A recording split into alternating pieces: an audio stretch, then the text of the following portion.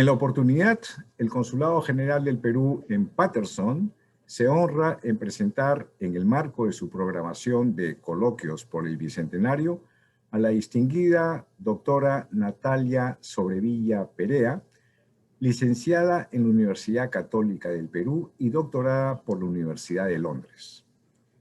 Profesora visitante en la Universidad de Yale, becaria de la John Center Brown Library, la British Library, la British Academy, el Leverhulme Trust y la Fundación Alexander von Humboldt, habiéndose desempeñado recientemente como profesora visitante en la Universidad Libre de Berlín.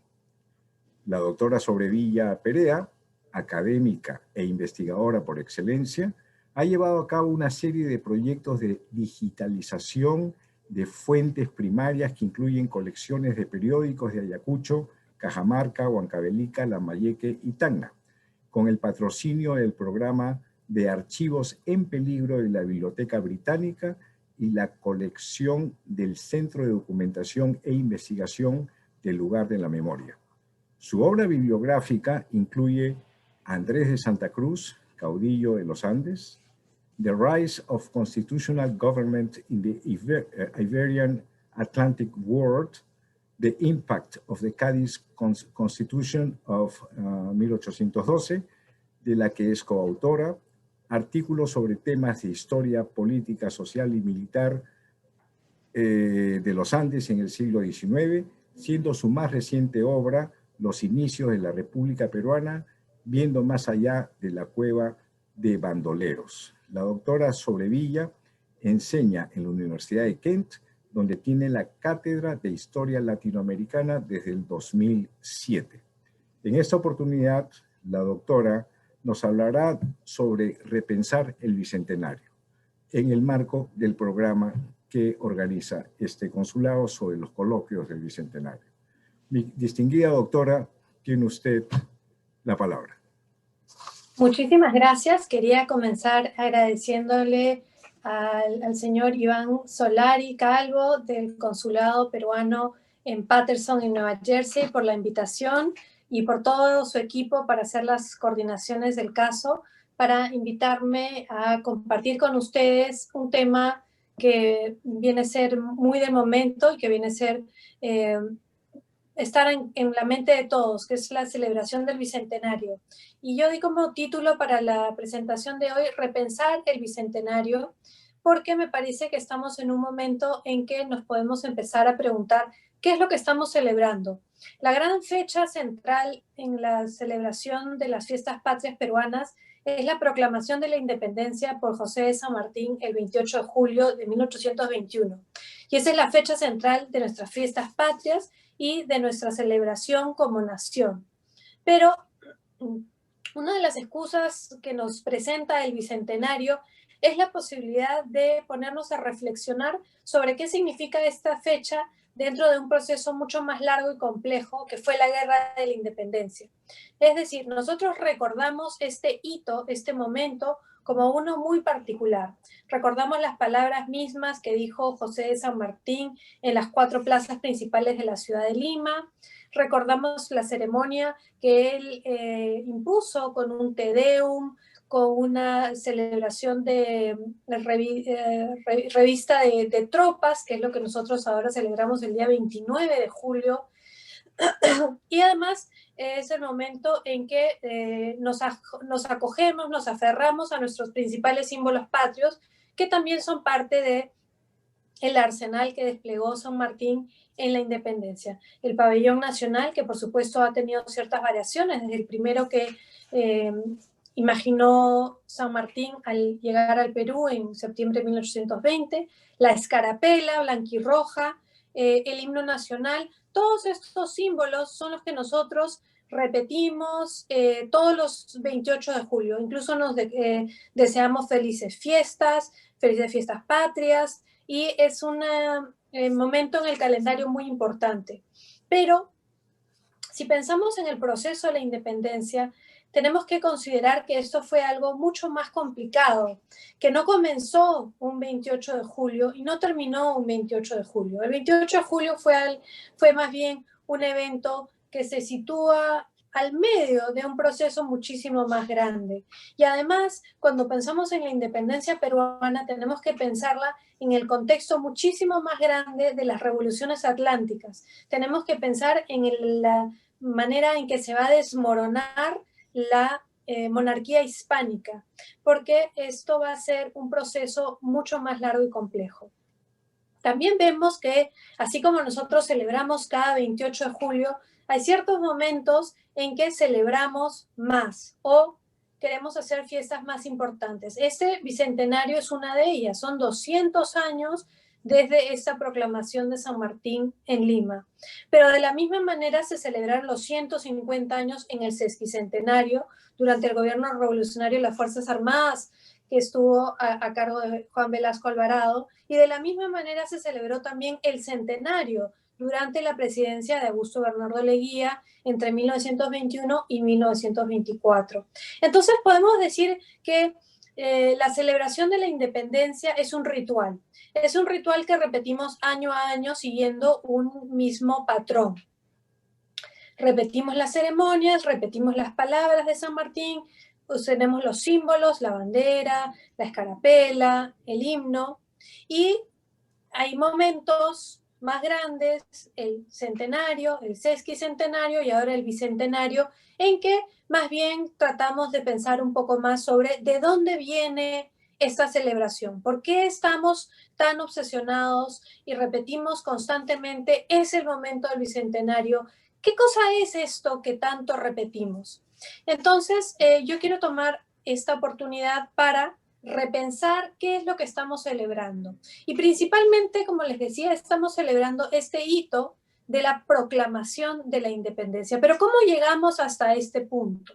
¿Cómo llegamos hasta que José de San Martín llega a la ciudad de Lima y toma posesión de la capital del Perú y declara la independencia? ¿Por qué es este?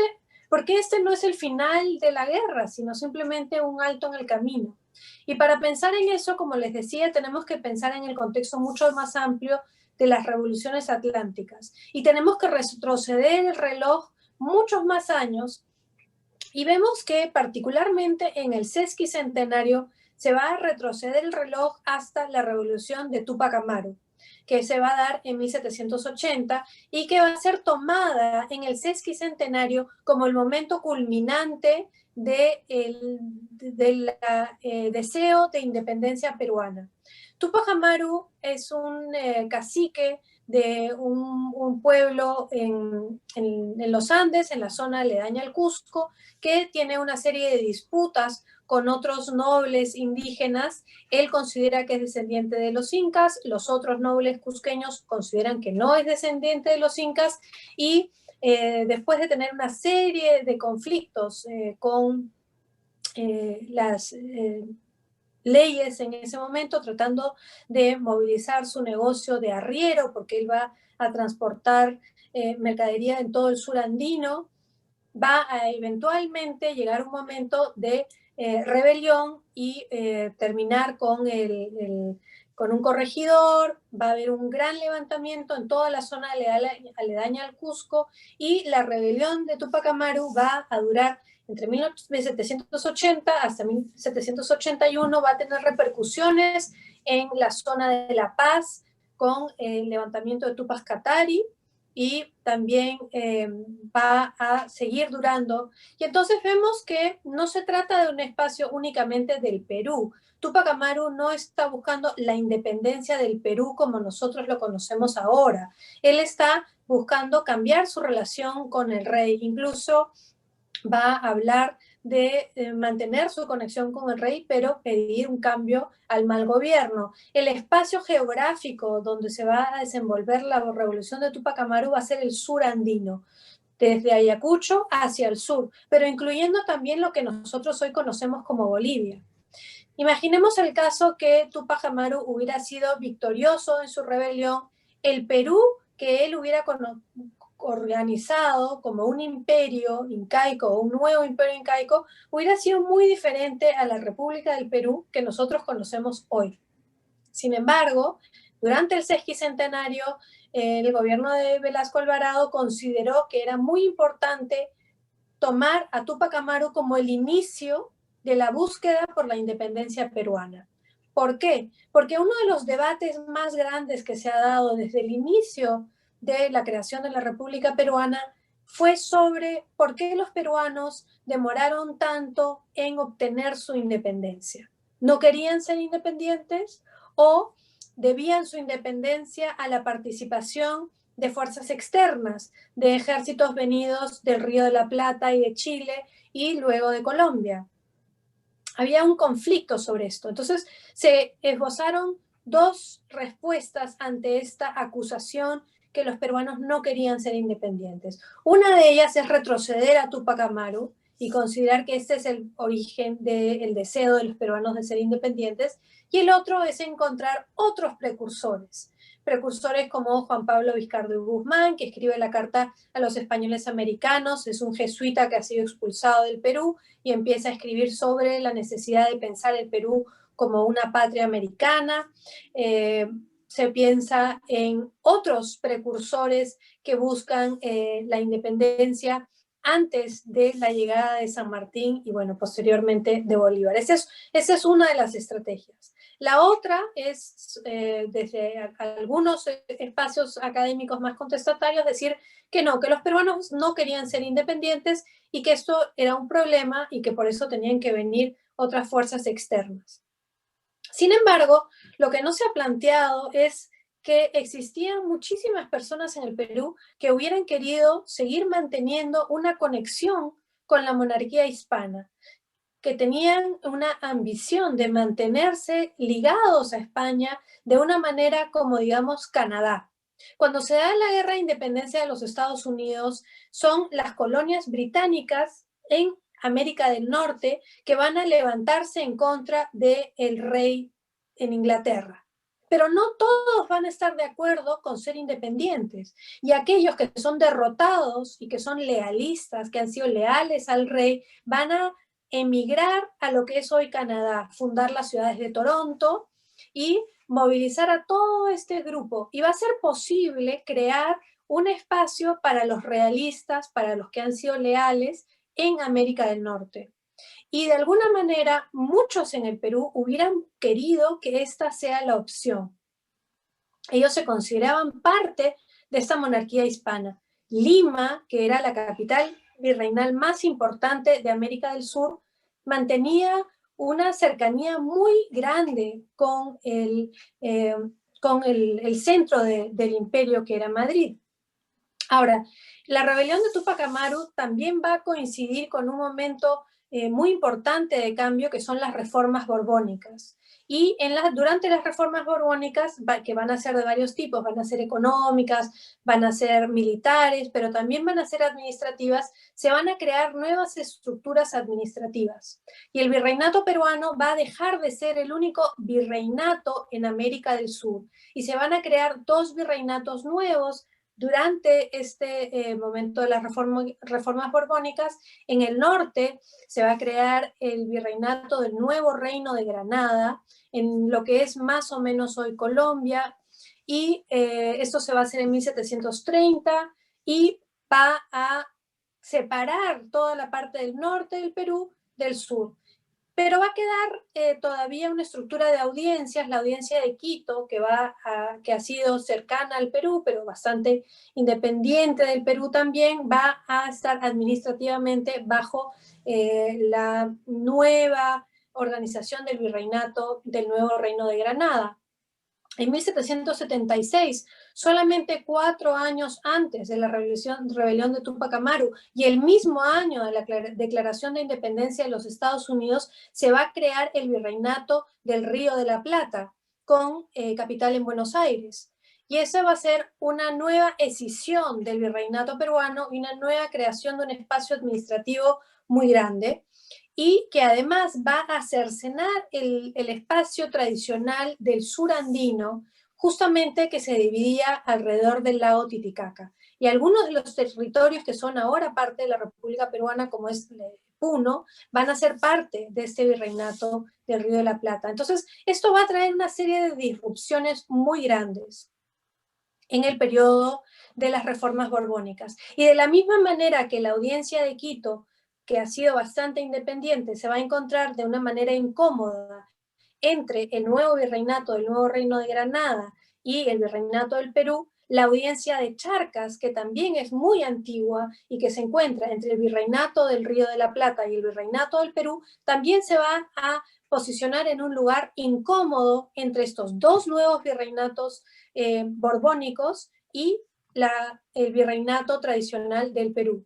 Pero van a haber otros dos territorios que en estas reformas borbónicas también van a tener un cambio en su posición y van a ser las capitanías generales. La Capitanía General de Venezuela, que va a estar ligada a el nuevo Reino de Granada, pero va a ser mucho más cercana a Trinidad y al Caribe que al resto de América del Sur. Y el otro lugar que va a tener también un nuevo espacio administrativo va a ser la Capitanía General de Chile, que técnicamente siempre ha estado bajo la tutela del virreinato peruano, pero con mucha independencia, y también ahora va a pasar técnicamente a ser parte del virreinato del Río de la Plata, pero no de ninguna manera práctica. De la misma manera que técnicamente la Capitanía General de Venezuela va a ser parte de la Nueva Granada. Todos estos cambios administrativos van a llevar a una serie de dislocaciones en las élites regionales y de todos estos espacios. Recordemos además que el sistema de cómo se va a manejar el dinero dentro de la monarquía hispánica va a ser que los lugares que producen mucho dinero en metálico, como son las zonas mineras, Potosí en particular, van a dar dinero a lugares como Buenos Aires. Entonces va a haber un movimiento de metálico, de dinero en todo momento. Y entonces con estas reformas Lima ha perdido alguna de su primacía, pero se mantiene particularmente leal a la corona. Cuando van a darse las revoluciones atlánticas, comenzando con la independencia norteamericana, que va a ser la primera vez en que los colonos de un lugar que ha sido colonizado por un espacio europeo van a empezar a demandar derechos, principalmente el derecho de que no se les debe cobrar impuestos, no se les va a dar representación, el muy famoso que todos ustedes en Estados Unidos conocen, no taxation without representation, es una base de que está en la ideología de la Revolución Norteamericana, pero esa va a ser una discusión que se va a empezar a dar y se van a empezar a preguntar en todas partes en América de qué trata esto.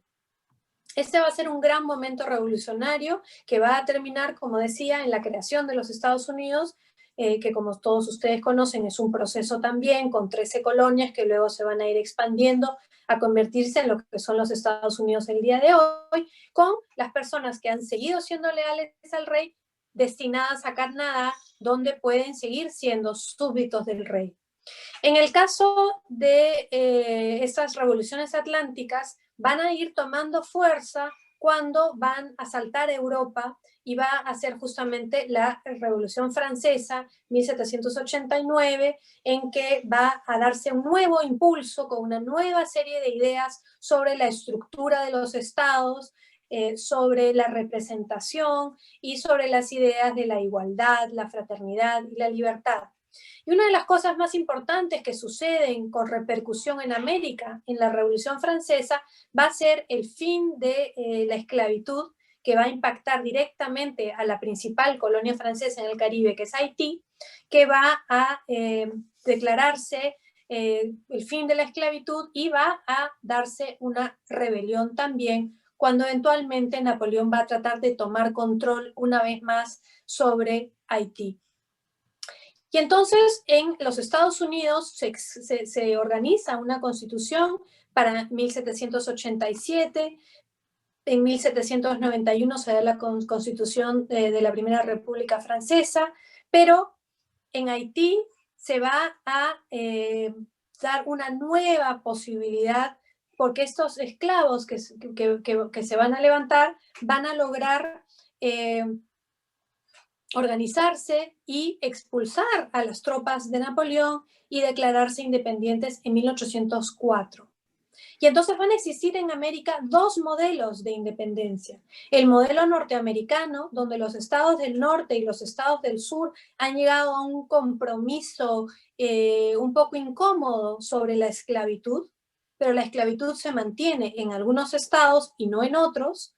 Y el otro modelo de independencia en América va a ser Haití, donde los esclavos han expulsado a todas las personas que no son de origen africano y han declarado que van a ser independientes. Entonces, en este momento de gran cambio, de una gran serie de trastornos en América del Sur, en México, América del Sur, van a existir estos dos modelos de independencia. Por un lado, el modelo norteamericano, con una constitución que permite que se mantenga la esclavitud, y una república y también un imperio dentro de Haití, donde los que han sido esclavizados se convierten en los nuevos señores. Y esta es un poco la lección que van a tener las personas en el mundo hispano cuando se va a dar el gran momento de cambio, un terremoto político que va a ser la invasión napoleónica a España en 1808 y la captura del rey y de su heredero, que además va a declararse el nuevo rey, que va a ser Felipe VII, y en ese momento va a haber un terremoto político en toda la monarquía hispana. ¿Qué va a suceder? El rey no ha muerto, así que no se puede nombrar a un nuevo rey, pero ¿quién va a representar a las personas en la ausencia del rey? Napoleón insiste que debe ser su hermano José, pero muchos en España misma, en la península, deciden que eso no es aceptable y organizan juntas de gobierno. ¿Y qué sucede? En 1810, estas juntas de gobierno van a ser apretadas por las tropas napoleónicas hasta llegar a Sevilla, donde se va a organizar una regencia y eventualmente van a llamar a una reunión de cortes, las Cortes de Cádiz. Esto va a ser en 1810. Pero en todo este momento de gran incertidumbre ya se van a dar en América algunas reacciones. En 1808 en México, en 1808 en Montevideo, pero en 1809 dos lugares en particular van a crear juntas. La junta en la audiencia de Charcas, que va a ser la junta de Chuquisaca primero y la junta de La Paz después, y la junta de Quito. ¿Por qué? Porque como les dije hace un momento, esas dos audiencias se encuentran en este lugar incómodo entre los nuevos virreinatos borbónicos y el antiguo virreinato del Perú. Y van a declamar desde el primer momento en que tienen una oportunidad que ellos son fieles a Madrid y al rey ausente, pero no tienen por qué seguir siendo fieles tanto a Buenos Aires o a Lima, o a Bogotá o a Lima. Estas juntas van a fallar. El virrey en el Perú, que va a ser Fernando Abascal, va a declarar desde el inicio que el Perú no tiene por qué tener una junta porque él es el representante del rey. Si el rey está ausente, él sigue siendo el representante del rey. En 1810, esta serie de juntas que se han visto primero en estos dos lugares muy particulares se van a empezar a multiplicar. Van a haber juntas en Caracas, en Santiago, en varias de las ciudades principales del nuevo Reino de Granada, en Buenos Aires. Ahora, el único lugar que va a declarar independencia va a ser la Junta de Caracas, que va a declarar la independencia de Venezuela en 1811. Todos los demás lugares van a decir que lo están haciendo por Fernando VII. Y va a ser en ese momento en que se va a dar inicio a la guerra. ¿Por qué? Porque el virreinato de lo que ha sido el virreinato del Río de la Plata, la Junta de Buenos Aires va a tomar posición en todo lo que ha sido la audiencia de Charcas y va a querer llegar hacia el virreinato del Perú y se van a dar las primeras escaramuzas. ¿Qué va a suceder? En el sur del Perú se va a defender este espacio contra quienes han venido de la Junta de Buenos Aires y se va a establecer la frontera en el lago Titicaca con la batalla de Huaqui en 1811, Goyeneche. Entonces, ese va a ser un momento de inflexión, pero lo que va a darse es que en el Perú, en el virreinato del Perú, se va a hacer una defensa por el rey, una defensa al rey. Eso es lo que sucede en 1810, 1811, 12, Van a haber algunos levantamientos, el levantamiento de Huánuco en 1812, el levantamiento del Cusco en 1814, 2 levantamientos en Tacna, uno en el 11 y otro en el 14, pero ninguno de ellos va a tener realmente éxito. Y al contrario, lo que va a suceder es el Perú va a tener elecciones a representantes para las Cortes de Cádiz y va a aceptar la Constitución de Cádiz, y la Constitución de Cádiz se va a implantar en el Perú. Y esto va a traer una serie de cambios en el Perú, y muchas personas en ciertas regiones del Perú van a considerar que la Constitución de Cádiz les trae ventajas. La Constitución de Cádiz, entre muchas otras cosas, va a equiparar el momento de votar a las personas de origen europeo y las personas de origen americano. Es decir, los indios van a tener el mismo derecho al voto que los descendientes de europeos.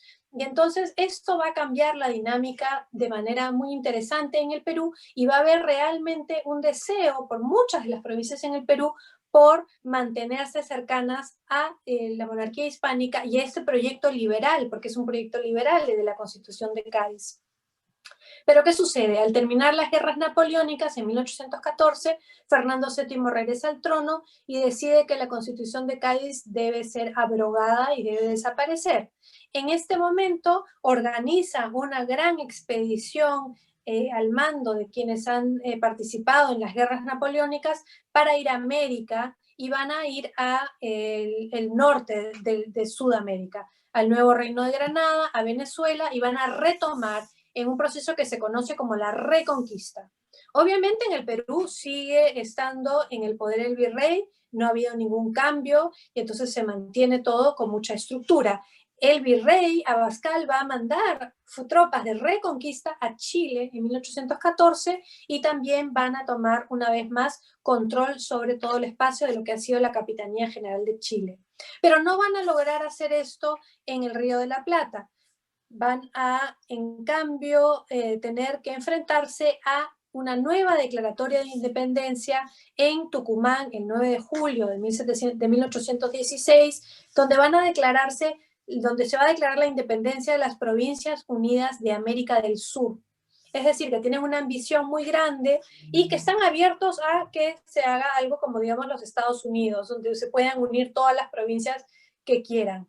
Y van a seguir manteniendo un deseo de tomar la audiencia de Charcas, no lo logran, y eventualmente van a cambiar de estrategia. Este va a ser el momento en que va a aparecer José de San Martín, que va a organizar un ejército en la provincia de Cuyo con algunas tropas venidas de Buenos Aires, muchos de ellos afrodescendientes, antiguos esclavos, a las quienes se les ha ofrecido libertad a cambio de participación en el ejército.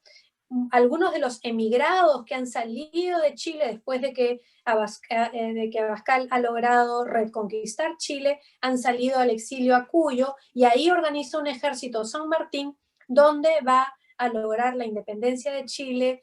Bueno, primero la batalla de Chacabuco en 1817, luego la batalla de Maipú en 1818, y eventualmente la independencia de Chile. Al mismo tiempo, cuando está sucediendo esto, en el norte del continente, Simón Bolívar, que ha estado participando en estas guerras desde el inicio, va a tener un segundo momento de importancia, va a tener victorias grandes en la batalla de Boyacá en 1819, la batalla de Carabobo en 1821, y entonces va a haber un movimiento en el norte y en el sur. Pero volvemos entonces, ¿por qué no se le permite al Perú seguir siendo realista?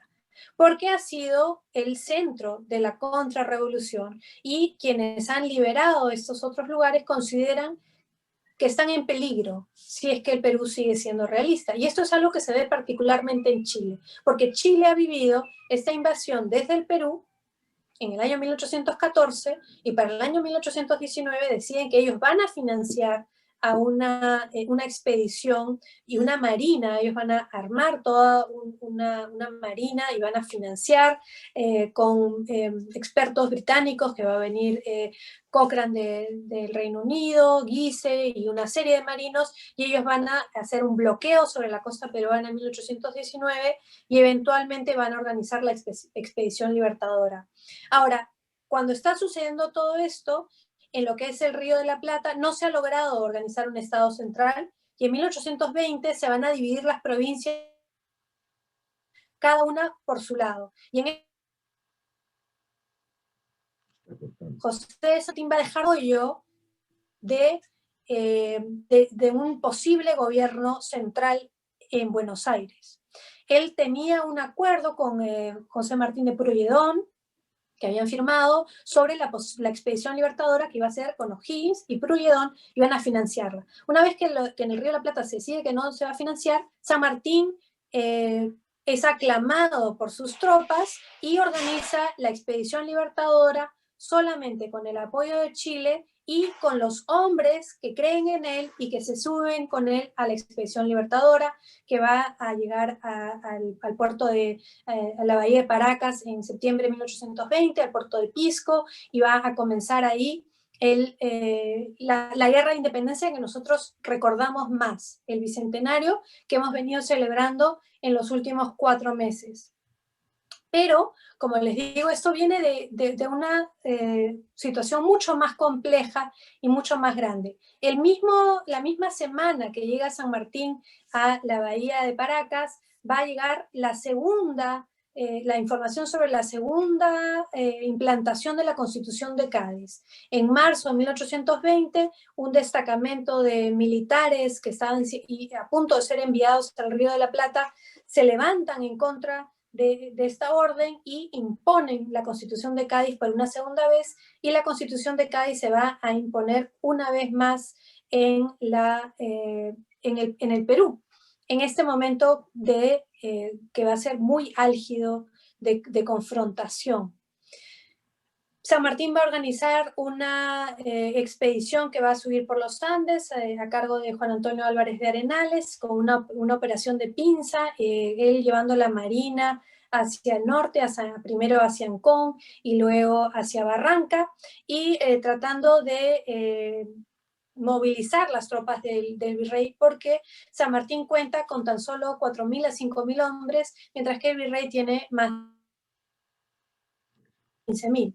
Entonces, no tiene realmente una posibilidad de vencer militarmente. Muchos de estos hombres están en el sur, en lugares que han defendido al rey desde 1809 en adelante, llevan más de una década luchando por el rey, pero hay una nueva generación de generales que son veteranos de las guerras napoleónicas, que llegan con nuevas ideas, y hay cierta división dentro de los mismos realistas. En diciembre de 1820, el norte del Perú se va a declarar independiente, en gran medida porque tiene muchísimas conexiones con Chile, consideran que es más conveniente ser independientes, hay presión porque Guayaquil ya se ha declarado independiente, recordemos que Guayaquil en ese momento era también parte del virreinato peruano, y las tropas de Bolívar van bajando hacia la audiencia de Quito. Entonces, con el norte independiente, el virrey en ese momento, que es el virrey Joaquín de la Pezuela, que es un veterano de todas estas guerras en los Andes, va a ser expulsado por sus mismos oficiales en el motín de Asnapuquio, que justamente el día de mañana, 21 de enero de 1821, estamos celebrando la fecha del motín, va a ser cuando va a haber un cambio de régimen dentro de los mismos españoles. Se va a nombrar a José de la Serna como el último virrey, y va a haber un cambio de estrategia. Van a tratar de encontrar un acuerdo con San Martín, porque San Martín sabe que no puede enfrentarse realmente en batalla. Va a haber una derrota de Gamarra y Domingo Tristán en Macacona, que es a la altura de Ica, en abril de 1821. Pero San Martín le queda muy claro que él no tiene la fuerza suficiente para terminar con los realistas. Y los realistas saben además que ellos no pueden defender Lima si es que no tienen control del mar y no tienen control sobre el norte. Y entonces van a decidir abandonar la ciudad de Lima en el mes de julio de 1821, primero hacia Huancayo y eventualmente para hacer un gobierno virreinal en Cusco. Y va a ser en este contexto en que las tropas realistas abandonan la ciudad de Lima, en que José de San Martín va a entrar a la capital. El día 15 de julio, las élites de la ciudad de Lima van a declarar independencia y van a firmar la independencia peruana. Todos los que han sido los nobles que han defendido al rey por muchísimo tiempo, van a firmar esa declaratoria y va a ser en ese contexto que San Martín va a dar esta ceremonia pública, que es la proclamación pública de la independencia. Pero esta ceremonia va a estar inspirada en las ceremonias coloniales de la entrada de los virreyes, la entrada de los reyes, la celebración de la Constitución de Cádiz. Es decir, San Martín va a utilizar los mismos elementos coloniales para proclamar la independencia. Esta es la fecha que nosotros celebramos cada 28 de julio. San Martín mismo va a dejar escrito cómo quiere que se celebre esto en el futuro, imagina estos símbolos y la importancia de ellos. Pero él se convierte en el protector del Perú, va a tomar control sobre el poder legislativo y el poder ejecutivo y va a dejar un poder judicial y va a tomar todas las decisiones como protector. Digamos, es una manera elegante de llamarse dictador, porque no va a haber ningún sistema representativo en ese momento. Lo que va a hacer es crear una sociedad patriótica donde se va a debatir si es que el Perú debe ser una monarquía o si debe ser una república. Esta va a ser la primera acción de San Martín en Lima. Y va a haber un gran debate y San Martín va a enviar comisionados a Europa en busca de un príncipe a quien coronar y no va a tener éxito. Y tampoco va a tener éxito en la sociedad patriótica. Periódicos como La Abeja Republicana van a oponerse de manera muy feroz a la posibilidad de que el Perú se convierta en una monarquía, entre ellos Sánchez Carrión, va a ser uno de los que, conocido también como el Solitario de Sayán, va a ser uno de los que más va a disertar en contra de que el Perú se convierta en una monarquía, y eventualmente San Martín va a entender que esta posibilidad monárquica no se va a dar. Pero está también con las manos atadas porque no tiene las fuerzas militares para poder concluir la campaña. Y es en este momento en que va a hacer dos cosas. Por un lado, va a llamar a elecciones a un primer congreso, que va a ser el primer congreso peruano. A inicios de 1822 llama a las elecciones, y en 1822 también va a reunirse con Simón Bolívar, después de que San Martín ya le ha enviado tropas para la campaña final en la batalla de Pichincha, ya le ha dado apoyo, y entonces San Martín considera que va a haber una confluencia de fuerzas y se va a dar el encuentro en Guayaquil entre Bolívar y San Martín, que va a ser justamente en julio de 1822, celebrando el primer año de independencia peruana. San Martín va a estar encontrándose con Bolívar. No tenemos ningún registro sobre lo que se dijo o no se dijo en esa reunión, ya que fue un acuerdo de caballeros entre Bolívar y San Martín, pero lo que sí sabemos es lo que sucede después de la reunión. San Martín regresa al Perú, instala el primer Congreso peruano en septiembre de 1822 y abandona el Perú y abandona América para el exilio. Mientras que Bolívar empieza a negociar con este nuevo Congreso peruano sobre su posible llegada al Perú. Y también va a ser en este momento donde se van a dar dos de los episodios menos discutidos de la independencia peruana, creo yo, que son las campañas a los puertos intermedios. Los puertos intermedios son aquellos que se encuentran entre los puertos principales del Callao y Valparaíso, es decir, todos los puertos del sur del Perú y el norte de Chile, que van a, en ese momento todos son del Perú, y van a estar tratando de hacer una estrategia de llegar a estos puertos y adentrarse hasta la audiencia de Charcas y hacer una campaña militar de esa manera, dividiendo las fuerzas del virrey, haciendo que, forzándolos a moverse al sur y algunos al norte, y entonces esa es la estrategia.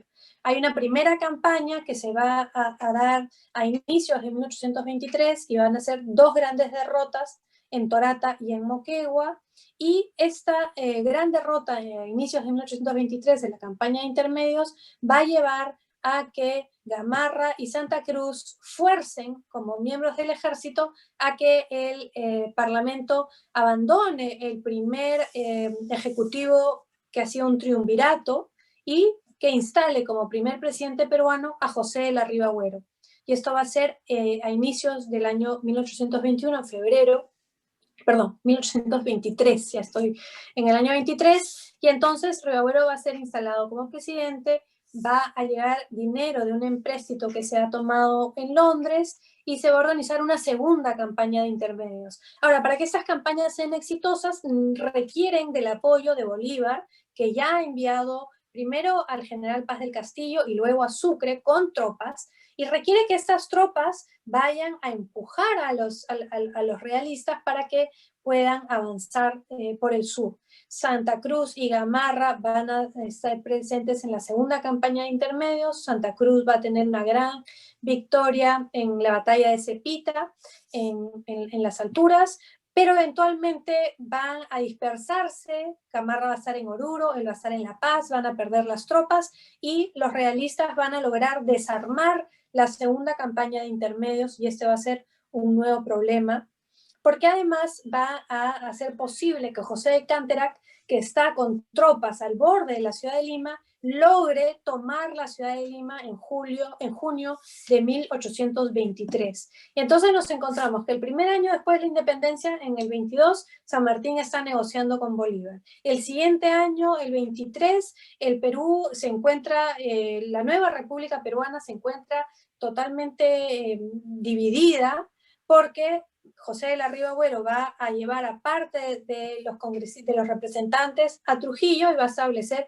un gobierno paralelo en la ciudad de Trujillo, mientras que José Bernardo de Tagle, el marqués de Torre Tagle, va a quedar en Lima a cargo de la presidencia. Y en todo este momento Bolívar va a seguir negociando con el Congreso de Colombia y el Congreso peruano su llegada al Perú, que va a ser eventualmente a principios de septiembre de 1823. Y va a ser en este momento en que él va a eventualmente tomar la posición de dictador, parecido a lo de San Martín, y organizar toda la estructura militar de hacer la campaña final. Por supuesto que tiene que terminar con Río Agüero. Río Agüero se le acusa de haber querido pactar con el virrey. Río Agüero dice que se le ha pedido que entre en conversaciones con el virrey. Es bastante oscuro exactamente cuál fue la motivación de Río Agüero, pero Río Agüero está muy en oposición a Bolívar en este momento. Pero la guerra va a continuar. Yo diría que el año más álgido para la guerra de independencia va a ser 1823 e incluso 1824.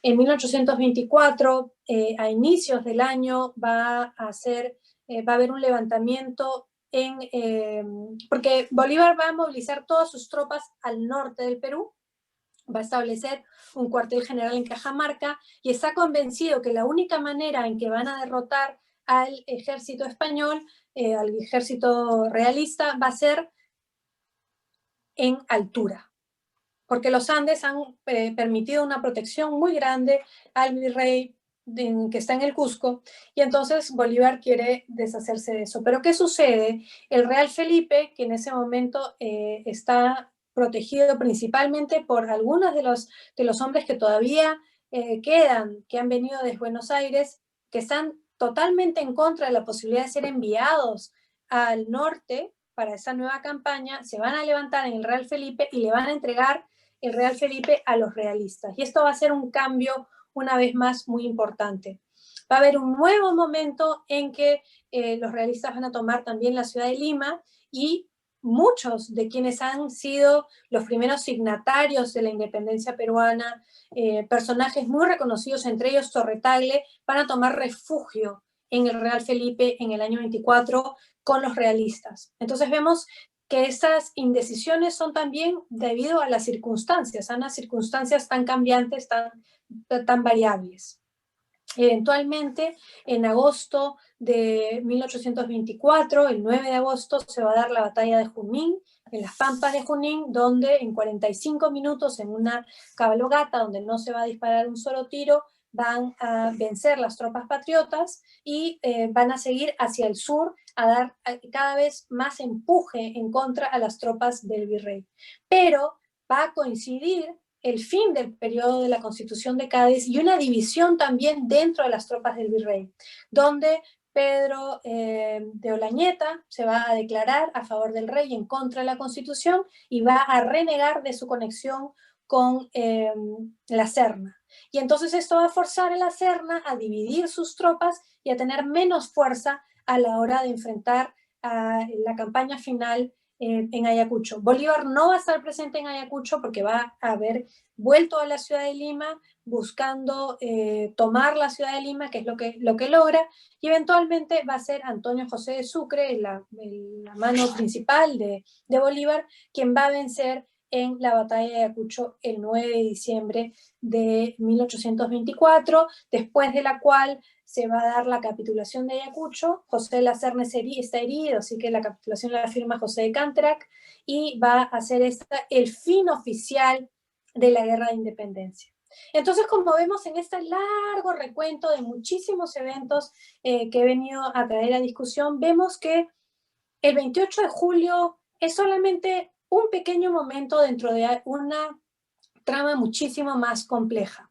Y entonces, lo que yo pienso sobre el Bicentenario es que tenemos que dejar de lado esta obsesión con el 28 de julio de 1821 y pensar en todo el proceso y pensar en cómo fue que surgió el Perú, con los debates en la sociedad patriótica, con el primer Congreso peruano, con la primera Constitución de 1823, los diferentes participantes peruanos, colombianos, porteños, chilenos, europeos, de todo tipo, y además considerar que en la batalla de Ayacucho 1944 hombres defendieron al rey y la mayoría de ellos eran indígenas. 1800 realistas murieron en la batalla, pero solamente 748 de estos hombres volvieron a Europa.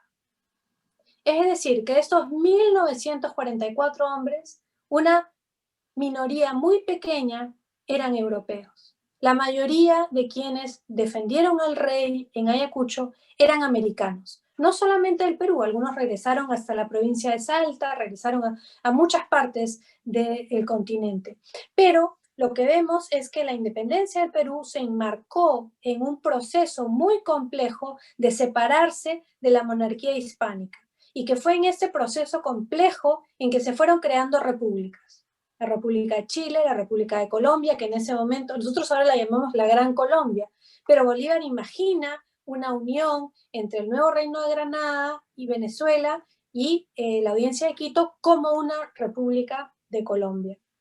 Y de la misma manera se imagina una república peruana que inicialmente está muy dividida, está envuelta en guerra y no va a ser realmente la República del Perú que nosotros conocemos hasta por lo menos el año 1825 o 26 en que se da la capitulación final en el Real Felipe. Bueno, muchas gracias. Mi querida doctora, realmente usted ha hecho un recuento histórico de todo nuestro panorama independentista de la época. Y claro está, o sea, hay mucho que hablar sobre el tema, indudablemente. Una de las preguntas que se desgranan, que deviene de la exposición, que he escuchado atentamente, es si nuestra independencia nos fue concedida, nos fue impuesta, si de alguna manera la obtuvimos. Creo que este último escenario no es tanto así. No fue concedida o no fue impuesta, es más o menos como que trato de percibir todo lo acontecido desde los primeros años de los movimientos de emancipación. Usted hablaba de Túpac Amaru, por supuesto Túpac Amaru es un rebelde, las rebeliones implicaban solamente esto, tenía una vocación no necesariamente independentista, sí quería arreglar su relación, digamos, con la autoridad española, con la colonia, y luego los movimientos de los cuales usted ha hecho narración digamos, de los 1810, etcétera, en adelante, incluyendo a Pumacahua, son devenires quizá de la aceptación de una serie de ideologías, de una serie de pensamientos independentistas que se daban ya desde lo que es la Revolución Francesa, por un lado, la independencia de los Estados Unidos, por otro, las Cortes de Cádiz, que indudablemente establecían una constitución liberal impuesta al rey español, Fernando VII.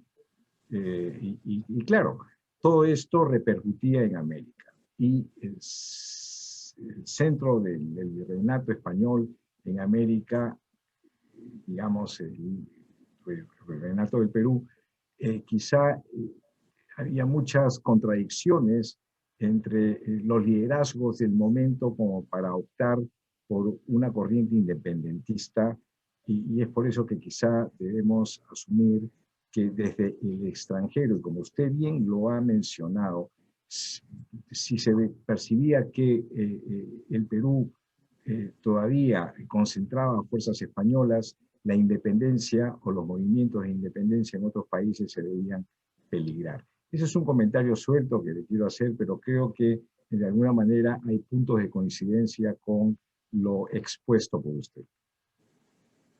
Sí, muchas gracias. Lo que a mí me parece que es importante recordar es que en este momento no existía en ninguno de los países que nosotros conocemos ahora. La Argentina no existía, Colombia, Venezuela, Ecuador, Bolivia, como los conocemos ahora. Entonces, el Perú, como el Perú se llama, igual que el virreinato peruano, y estamos más o menos en el mismo territorio, aunque ahí han habido cambios territoriales muy importantes, tendemos a pensar que es lo mismo. Pero lo que yo veo es que esos procesos lo que llevan es a la creación de nuevos espacios, nuevas repúblicas, que se empiezan a imaginar. Entonces, si nosotros decimos los peruanos no querían ser independientes o los extranjeros forzaron a los peruanos a ser independientes, yo diría que modularía más bien la situación a decir, en ese momento no existían peruanos. Los peruanos eran más bien parte de un imperio español, y querían seguir siendo parte de un imperio español, siendo arequipeños, cusqueños, trujillanos, limeños, y mantener esa conexión. Pero eso dejó de ser posible por una serie de variables, especialmente la variable de la guerra. Porque cuando aparecen estas nuevas repúblicas, particularmente la República de Chile y la República de Colombia, van a ser estas dos entidades las que van a financiar la guerra finalmente en el Perú. Pero también apoyados de muchas de las élites del Perú. En el norte del Perú hay un gran interés por seguir manteniendo conexiones tanto con Chile, porque el norte del Perú tiene muchísimas conexiones económicas desde la colonia con Chile, y también con el norte, con Guayaquil, con Quito, y entonces ahí hay una diferencia regional importante. Mientras que en el sur, el Cusco se convierte en una nueva capital virreinal con la Serna. Y entonces el Cusco, que siempre ha estado en competencia con Lima, considera esto una gran cosa. Tiene la Constitución de Cádiz, tiene una serie de representaciones, tiene una visión liberal, y entonces, ¿por qué no Arequipa y el Cusco, que están siempre históricamente en oposición a Lima, dicen, ¿por qué no? Nosotros ahora somos el centro del Perú. Entonces, yo lo que pido más bien es que tratemos de salirnos un poco de lo que es el Perú hoy para pensar el Perú desde el pasado. Esa es un poco la cosa que yo trato de ver en repensar este bicentenario. Efectivamente. Sí, coincidimos plenamente. Su exposición ha sido muy rica en conceptos, mi querida doctora. Yo no sé si mi colega Diego Arbulú, que me acompaña en la preparación de estos coloquios, tenga alguna inquietud, alguna pregunta que hacer. Sí, doctora, yo me quedo con su comentario sobre el hecho que el 28 de julio es un acontecimiento o es un punto, pero dentro de una línea de acontecimientos efectivamente, ¿no? Que está cargada, como usted dijo, de simbolismo, está cargada de una connotación, pues, política, de expresar el deseo de obtener una independencia, declarar una independencia, pero esto es un proceso lineal que ocupa varios años y que llega, pues, hasta la capitulación de Rodil en el Real Felipe, en 1826. Entonces, entran nuevos actores, van saliendo, se van formando nuevos actores, nacen nuevos países, y es un proceso que representa para cada uno de los individuos que conforman estas nuevas repúblicas. Y así además lo interpreté leyendo el paper de Hermanos, Compañeros y Amigos, ¿no? Que hay dentro de las familias incluso, ¿no? Diferentes posiciones, y no necesariamente hay una identificación con un sentimiento nacional, sino es para la gran mayoría de la población de lo que en ese momento iba a ser el Perú, que era población indígena, por ejemplo, y que, como lo dice el paper que menciono, su principal preocupación era si tributaban o no, y eso servía además como aliciente utilizado por ambos bandos para reclutar a la población. No se trataba pues de quiero ser independiente porque esto va a significar aspectos modernos que ahora tomamos por sentado, pero que en aquel momento ni por asomo existían. Entonces, rescato eso, ¿no? Rescato la idea de repensar el Bicentenario, de mirar hacia el pasado para ver cuánto hemos cambiado, cuánto hemos progresado, cuánto hemos crecido en estos 200 años transcurridos, y qué es todavía lo que le falta al Perú y a los peruanos para seguir creciendo como sociedad y como país. Sí, bueno, muchísimas gracias. Soy muy agradecida que haya leído mi trabajo, pero justamente eso, en ese ensayo hablo de cómo los diferentes grupos sociales tienen más en común entre sí que los diferentes bandos. Es decir, los oficiales a veces son miembros de la misma familia y están en diferentes bandos, y luego la tropa tiene más en común la tropa entre sí que con la tropa y sus oficiales. Entonces, que es un poco un problema cuando estamos pensando, estos son los patriotas y estos son los realistas, porque hay mucha diferencia entre quienes participan y la manera que participan y por qué participan. Sí, doctora. Bueno, la erudición que usted ha mostrado me invita a plantearle quizá una nueva intervención con algún otro tema de su interés que podríamos ir repensando para el futuro. ¿Ah? Muchas gracias. Inmediato, ¿no? Usted sabe, todos estos coloquios se llevan a cabo a través de todo el año del Bicentenario, que ya hemos iniciado. Y claro está, hay muchísimos temas que se podrían abordar. Y claro está, no solamente es el 28 de julio como tal, sino hay toda una serie de acontecimientos que hacen a la historia del Perú y sobre todo a la emancipación del Perú, que todavía no terminamos de concluir. Mi querida doctora, la comprometo para otra nueva oportunidad. Pero muchísimas gracias. Vaya pensando usted en el tema que puede abordar. Muchas gracias. Lo pensaré y estaré en contacto. Le agradecemos mucho en nombre del Consulado General del Perú en Paterson y de la comunidad peruana en esta circunscripción consular. Muchas gracias.